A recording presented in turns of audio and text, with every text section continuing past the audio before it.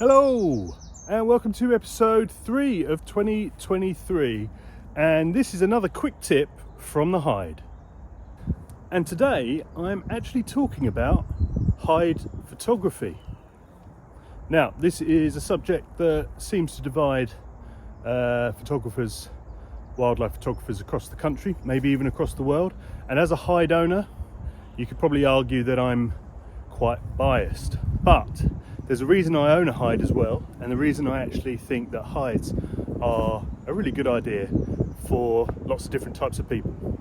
Now, don't get me wrong, I don't think there's a substitute for getting out into the wild properly, out in the field with your camera. It's brilliant for the soul, it's brilliant to learn fieldcraft, learn your equipment, all those kind of things. But being in a hide can also help that, because it's a controlled environment for you and a controlled environment for the wildlife around you. So what do I mean about being a controlled environment for you? Well, there's a few things. Controlled meaning people who have mobility issues, maybe older people, and maybe people who just don't have huge amounts of time to wander around the countryside.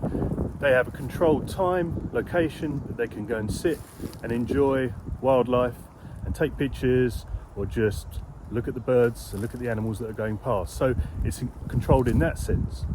But it also means that you can sit and learn your camera gear, learn your camera itself, the settings, shutter speed, trying to get birds in flight versus birds on a perch, for example. So there's lots of ways that the controlled environment really can help you as the photographer.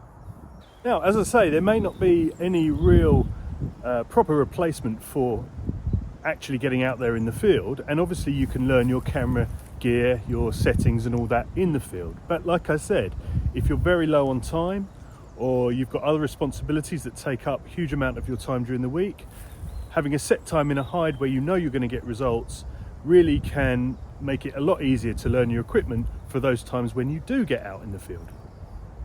So what do I mean about a controlled environment for the wildlife? Well, it arguably sitting in a hide quietly, not disturbing any of the surroundings, not disturbing the wildlife around you, means you can take photos, very high detail, close up, get that experience without worrying that you're actually disturbing the wildlife around you. Now there is a caveat to that.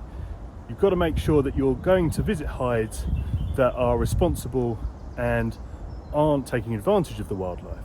There are some around, I'm sure, but the general feeling for me and where I've visited in the past is that people are there to take care of the animals and help you get the best experience. So, although I am definitely very biased, the reason we started the hides in the first place was that I believed in all of the things I've just said in this video. So I would say try hides if you've got the time, if you've got the money, if they're paid hides. There's plenty of public hides around as well, but they do allow you to get close to the wildlife.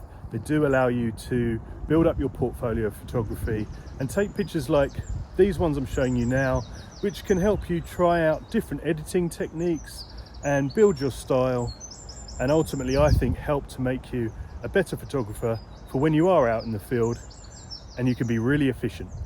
And that's my quick tip from the hide. Thanks for watching.